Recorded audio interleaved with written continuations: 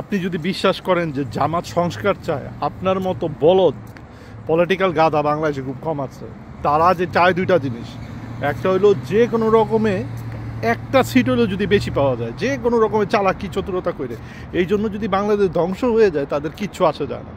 দেখুন কি বেশ তাদের কথা হলো যে তাদের একটা সিট হলেও কোনোভাবে যদি বেশি পাওয়া যায়, এই জন্য তারা সব কিছু করতে রাজি হচ্ছে। দ্বিতীয়টা হইলো তারা যে কোনোভাবে ৭১-এ যদি কোনোভাবে মানে মেলাইন করা যায়, কইরা কোনোভাবে যদি ২৪৭১-এর উপর উঠানো যায়, কারণ ৭১ তাদের বিরাট বড় অ্যাকিলিস হিল। তারা গণহত্যার সাথে জড়িত ছিল, যেখানে থাউজেন্ডস অফ পিপল মারা গেছে।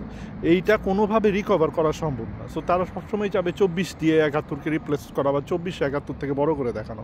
এনিওয়ে, সবচেয়ে মজার জিনিস হলো যে জামাতের এইসব সংস্কারের ধানাই পানাই তারা এতদিন এনসিপির দিয়ে করাইছে। এখন এনসিপির যেহেতু এখন মার্কেট ভ্যালু খারাপ হয়ে গেছে, মানুষজন যেমন এনসিপির খুব একটা পছন্দ করতেছে না, তারা এখন নিজেরাই মাঠে নামছে এইসব ফাইজলামি নিয়ে।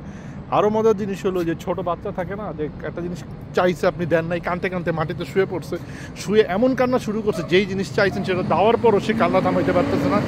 এনসিপির হয়েছে এই অবস্থা। তারা মাটিতে শুয়ে যে কান্না শুরু করে দিছে, তাদেরকে ওগুলি দিয়ে দিলেও তারা কান্না থামাইতে পারবে না। এখন তারা বুঝতেছে যে তারা ভুল করতেছে, কিন্তু তাদের আর থামার উপায় নাই, কারণ দে ক্যানট গেট, নিজেদের কথাতে এইভাবে উল্টানো সম্ভব না। গেল।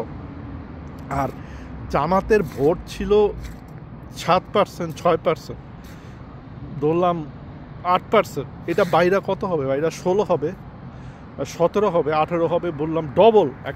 একটা রাজনৈতিক দলের ভোট ডবল হওয়া কত বড় ব্যাপার, এটা আপনি বুঝেন কি না আমি জানি না। এটা বিশাল বড় ব্যাপার, মানে ইটস এ রেভুলেশন যে একটা পলিটিক্যাল পার্টির ভোট দ্বিগুণ হওয়া। ধরলাম জামাতের ভোট দ্বিগুণ হয়ে ১৭% হইলো, আর ৩% হলো জামাতের যেসব চালাচামুন্ডু আছে তাদেরকে নিয়ে হইলো। এই 20% ভোটের একটা দলের জন্য, দলের সুবিধার জন্য, এবং সুবিধা নর্মাল সুবিধা, দলের অন্যায্য অনৈতিক এবং দেশবিরোধী সুবিধা পাওয়ার জন্য আপনারা যদি তাদের এজেন্ডাগুলিকে সাপোর্ট করতে থাকেন, সেটা বেসিক্যালি হবে at the end of the day ৮০% জনগণের বিরুদ্ধে অবস্থান।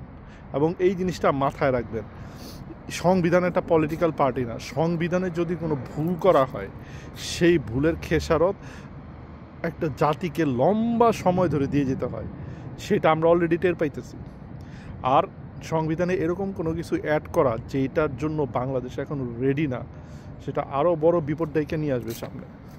এই বিপদ মিটিগেট করার মতো সক্ষমতা আমাদের নাই, কারণ আমাদের সমস্ত ধরনের যত ইনস্টিটিউশনস আছে, সব ইনস্টিটিউশন শেখ হাসিনা ধ্বংস করে রেখে গেছে। এই ইনস্টিটিউশনগুলির কাজ ছিল বিভিন্ন ধরনের বিপদ আপদ থেকে বাংলাদেশকে রক্ষা করা। এনিওয়ে, আমার বলা আমি বলছি, আপনারা ভালো বুঝবেন। সবাই ভালো থাকবেন। আল্লাহ হাফেজ।